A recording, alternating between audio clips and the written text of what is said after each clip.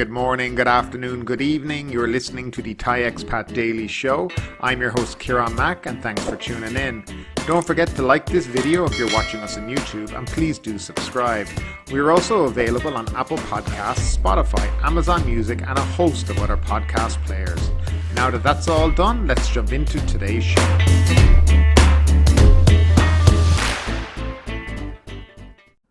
And we'll start off with the daily COVID numbers. There were 262 more COVID-19 fatalities and 14,956 new cases recorded during the previous 24 hours, the Public Health Ministry reported on Thursday morning. There were 14,600 cases in the general population and 356 among prison inmates. They included 2 overseas visitors to Phuket under the Sandbox tourism program, one from Israel and one from the UK. On Wednesday, 17,936 COVID-19 patients were discharged from hospitals after recovering from the coronavirus.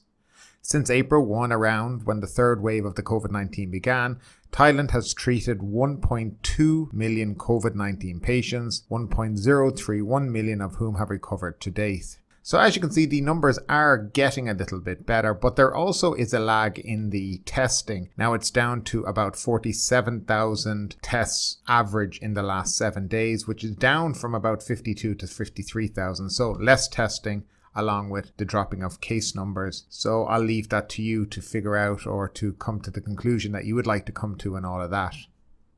And we'll start off with our first story of the day. Pattaya shifting towards quarantine-free travel. Pattaya is pivoting towards quarantine-free travel under sealed routes as it hopes to increase its appeal despite pricey COVID-19 testing. The acting president of the Chonburi Tourism Council said potential markets for Pattaya consist of tourists from Russia, India and foreigners who have families, condos or factories in industrial estates in the province. After discussion with Russia-based tour operator Pegasus Touristic, the council determined fees for 3 RT-PCR tests at 8,500 baht and COVID insurance spanning 3 to 5,000 baht represent a huge drawback for the country's reopening. Mr. Tanet said 12-day tourism packages for 2 people normally cost about 30,000 Thai baht. The additional COVID fees directly affect tour package prices. Tourism operators propose using antigen test kits, which are cheaper and provide a faster result for the first 2 tests, then a RT-PCR test for the last check before tourists travel to other destinations. Operators also urge the government to reduce landing fees or jet fuel prices for chartered flights because this could help tour vendors set an affordable price to attract more tourists. We have to balance public health safety measures and tourism marketing to allow the reopening plans to gain more competitive, Mr. Tanet said. He said many requirements have made Thailand an expensive destination compared with competitors for the Russian markets such as Venezuela, Turkey and Egypt. The standard operating procedures for Pattaya were approved by the Provincial Communicable Disease Committee on Monday. They allow tourists to travel under the sealed route as soon as they receive a negative test result upon arrival. However, travellers must stay at a single alternative quarantine or SHA plus extra hotel, which have partner hospitals before moving to another SHA plus hotel from day 8. Pattaya SOPs are scheduled for submission to the CCSA next week. Mr. Tanet said operators anticipate restoring international receipts to 20 to 30% from the 9.4 million arrivals tallied in 2019 in their best case scenario. The government must prioritise vaccination in districts scheduled to reopen next month, as the current vaccination rate is only 36 to 37% of residents in Ban Lamong and Satip districts, he said. Now that leads us into our next story. The Tourism Minister defends the Prime Minister's reopening plan.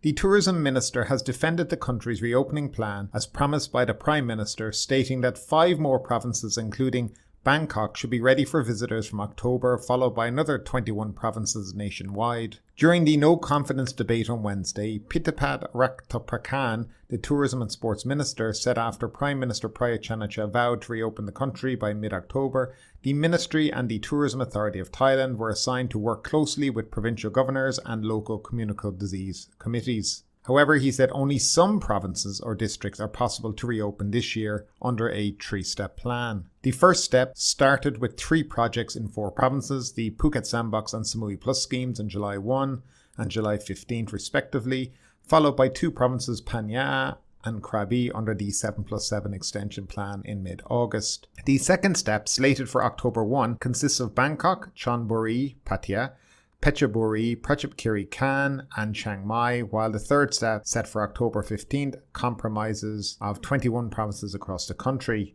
In the north, 6 provinces have been selected: Mae Hong Son, Lamphun, Phra, Nan, Chiang Rai and Sukhothai. 4 were chosen in the northeast: Udon Thani, Nong Khai, Buang Khan and Ubon Ratchathani. The south had 5 provinces selected: Ranong, Trang, Satun, Songkhla and Naritawat, while the eastern province region chose Rayong, Chanchaburi and Trat. Ayutthaya is planned for the central region, while Kanchanaburi and Ratchaburi are priorities in the western region. From January 1, 2022, the government also plans to initiate travel bubbles between border provinces and 4 neighbouring countries: Surin, Sakao and Trat with Cambodia, Chiang Rai and Ranong with Myanmar, Nakhon Phanom, Nong Khai and Mukdahan with Laos, and Yala, Naritawat, Songkhla and Satun with Malaysia. The government is insisting on its plan to reopen these areas. In practical terms, these areas should have a 70% vaccination rate and receive mutual approval from local administrations and local health authorities before reopening, he said. Mr. Phayut Chan said the ministry is confident about the pandemic situation improving from October, as the Public Health Ministry clarified that the country should have an additional 13 million vaccine doses this month, followed by 24 million in October and 23 million doses each in November and December.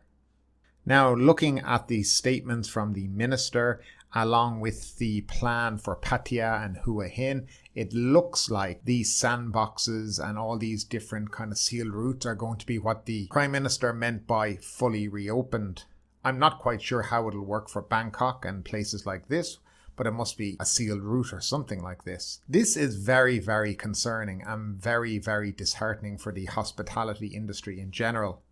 It is going to mean the loss of this coming high season for people, and probably the end of their businesses. A lot of hotels, a lot of restaurant bars are holding out in the hope that this high season will have significantly more people, but it really doesn't look like that at all. Now, the other problem is, of course, is that in areas such as Khao Lak and Phuket, they're bringing in their own entry requirements for domestic travelers. So, for example, if you're in Phuket and you're in Bangkok and you want to travel to Phuket to go on a holiday for a few days, you've now got to go get a rapid antigen test, you got to be vaccinated, you've got to have paid accommodation before you go, and if you stay longer than 5 days, you have to go and get an RT-PCR test. Khao Lak, they have these same entry requirements as well.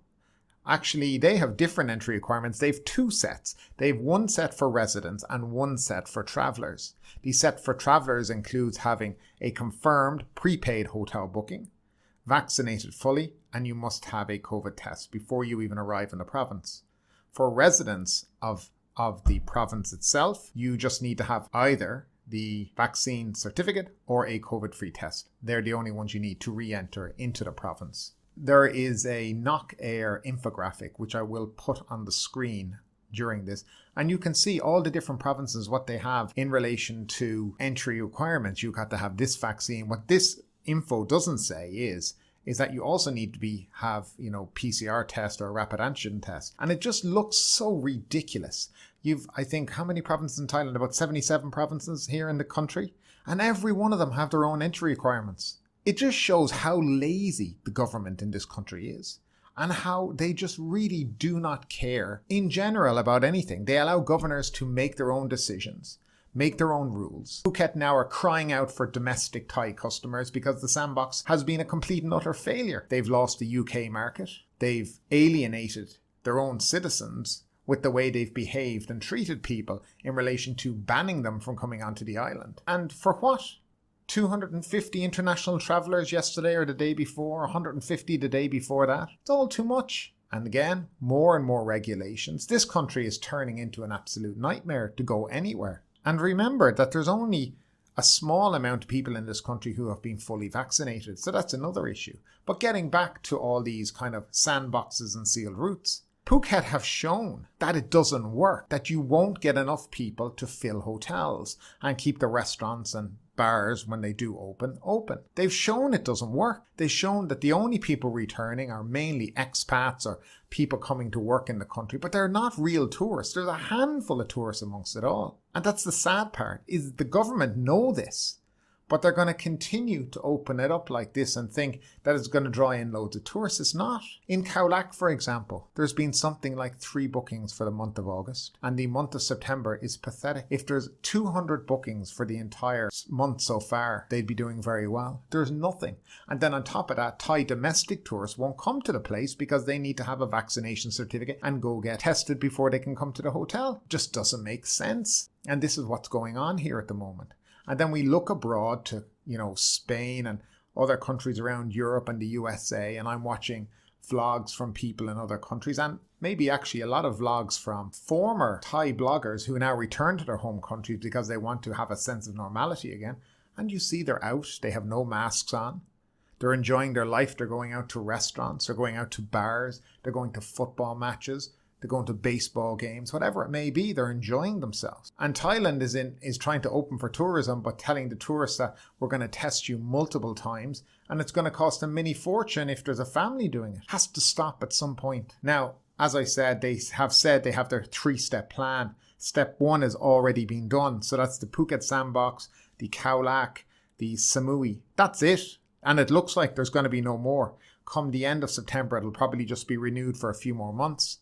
The next plan will be to open the other like Pattaya, Hua Hin, Bangkok, these kind of places in a sealed route model as well. And then obviously in January 1, 2022, open more areas. But this is all seems to be under a sealed route, not allowing the customer, the tourist, the freedom to explore, but more like to have them feel like they're in a prison complex and giving them that feeling of being claustrophobic and you cannot do what you want to do. You have to check in with the hotel every time you go out.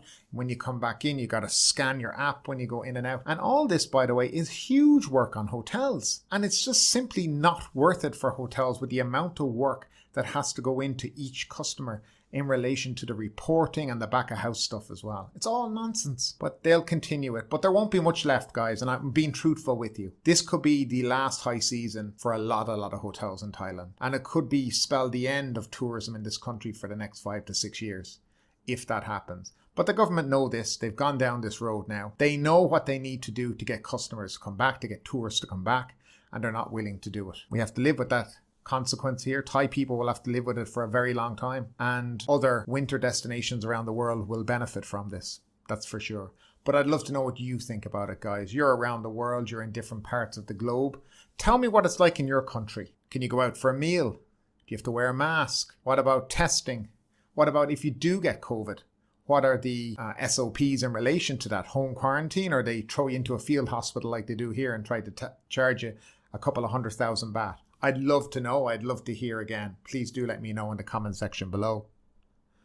Now our next story. Curfew may be lifted soon, according to the Prime Minister. The night curfew in dark red zones may be shortened or lifted depending on the COVID-19 situation, Prime Minister Prayut Chan-o-cha said yesterday. General Prayut was responding to reporters as he arrived at Parliament for the second day of the no-confidence debate against him and 5 other cabinet ministers. He said the Centre for COVID-19 Situation Administration had eased some disease controls, effective from last Wednesday, and he hoped everyone would strictly comply with them. The restrictions could be further relaxed if the situation improved, he said. As for the 9 p.m. to 4 a.m. curfew, which remained unchanged, General Prayut said it could be shortened or lifted entirely, depending on the number of infections, fatalities and other indications of the seriousness of the situation. The Prime Minister said he knew the curfew had affected entertainment places. His advice was for associations of owners of pubs, bars and other night spots to discuss the matter with the CCSA and make suggestions for consideration. General Prayut said he could not decide the matter without advice from health personnel. Asked about the purchase of the 8.5 million sets of antigen test kits, he said this was the responsibility of the Food and Drug Administration. Medicines and medical products approved by the FDA were certain to be of good quality and reasonably priced, he said. He said the government would distribute the 8.5 million ATKs for free in dark red provinces. The Prime Minister said he still had confidence in the health system, although it had been battered by the COVID-19 pandemic. It would not be fair if only the numbers of infections and fatalities were used to judge the efficiency of the system. The number of COVID patients who had recovered should also be taken into consideration, he said. Now, personally, I think this government enjoy having curfews in this country and being able to control people the way they do.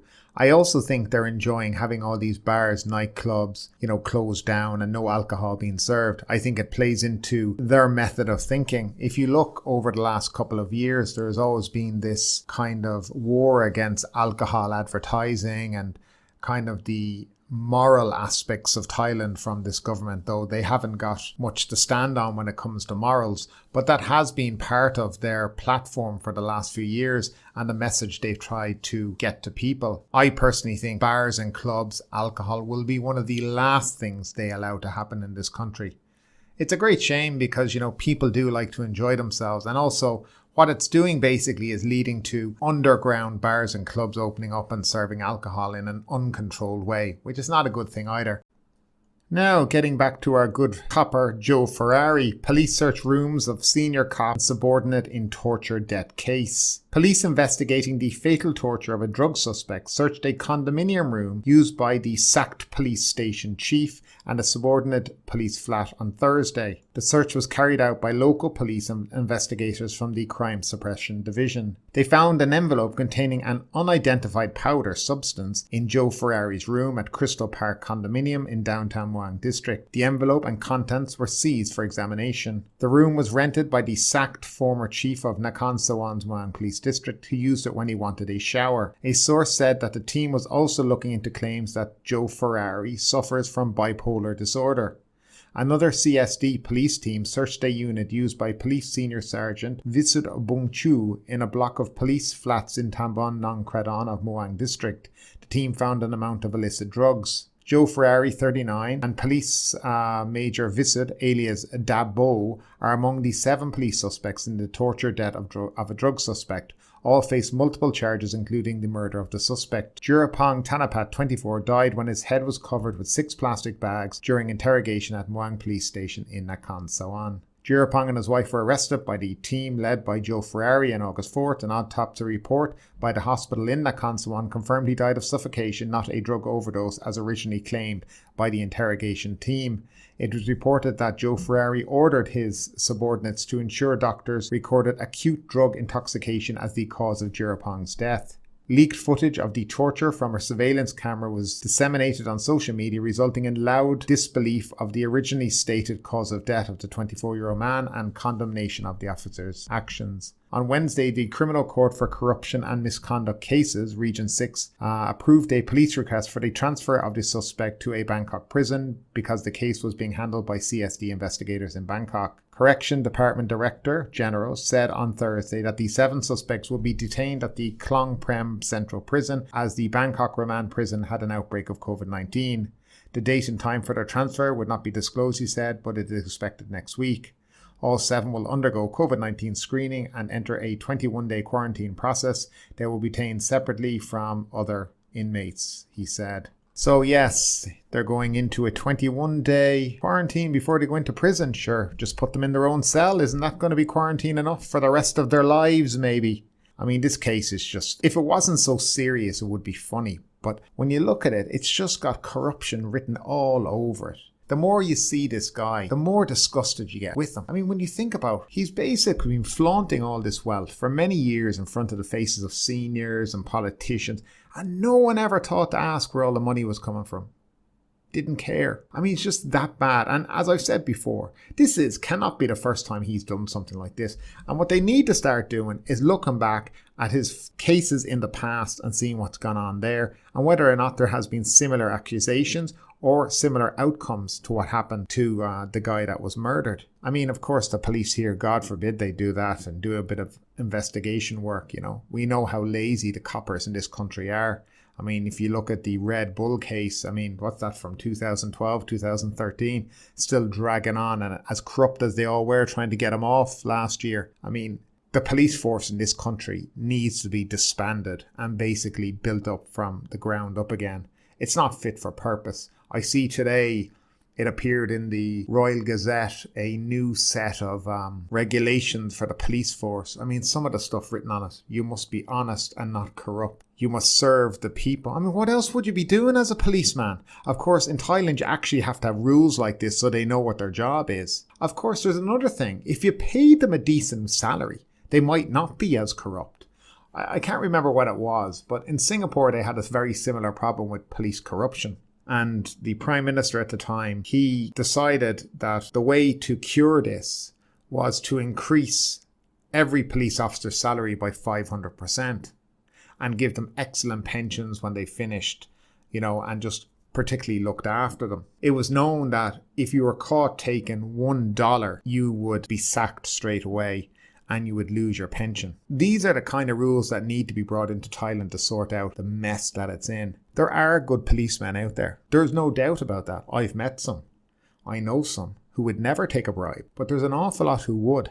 And there's an awful lot who are only in it to make money and are only in it to have this sense of power that they have over people. But they're not in it to serve the community and to look after people. And that really needs to change within this police force. The bottom line is most Thai people don't trust the police in this country. So as a foreigner, it's even worse. It's just nuts when you think about it, what's gone on. And just the sheer brazenness to think or to know that there was CCTV recording you and you couldn't give a shit. And that says it all to me. And now for the Phuket news. We had 206 COVID cases reported yesterday in Phuket. 2 of those were from the sandbox model. We had 295 international arrivals. There were no infected people after their first RT-PCR test. They arrived on 3 flights, 1 Qatar Airways and 2 Singapore Airline flights. 160 people underwent their second COVID test. There were no infected people. And 173 people underwent their third COVID test, and they also were no infected people. Now that I'm looking at these figures, they actually don't have the infected people in their daily international arrivals information, which is just really odd. But I have found there's a lot of discrepancies in the numbers that are posted on a daily basis. As of July 1st, there has been 26,610 people arriving via the sandbox model. For September, we have 104,500 room nights booked for this month, which represents 21% of occupancy of SHA plus hotels. As you may know, there's only about 450 hotels, so that's 20% of the available occupancy within those hotels. Now in other Phuket news, Phuket Fishing Port readies to open. Staff from Rasada Municipality yesterday led a mass cleaning effort at Phuket Fishing Port on Kosiri Rasada ahead of its planned reopening tomorrow. Walk-in vaccinations for Thais only. Foreigners can now register for Pfizer. The walk-in vaccination announced by the Phuket Provincial Administration Organisation last week are for Thais only, the chief of the PPAO Public Health Division has confirmed. And finally, special permission letter no longer needed for Phuket residents to re-enter the province. Phuket Vice Governor has confirmed that Phuket residents no longer need a special letter of permission in order to leave Phuket and then be allowed to return to the island. But ultimately, with this story or anything else that stood out to you today, I'd love to know your thoughts in the comments down below. Because yes, this is a news show, but it's also a conversation. Now keep that conversation going. Make sure you like this video, subscribe to the channel, share the video, and do all the good stuff that does help that YouTube algorithm. But ultimately, my name is Kieran Mack. You've been listening to the Thai Expat Daily Show, and we will see you next time.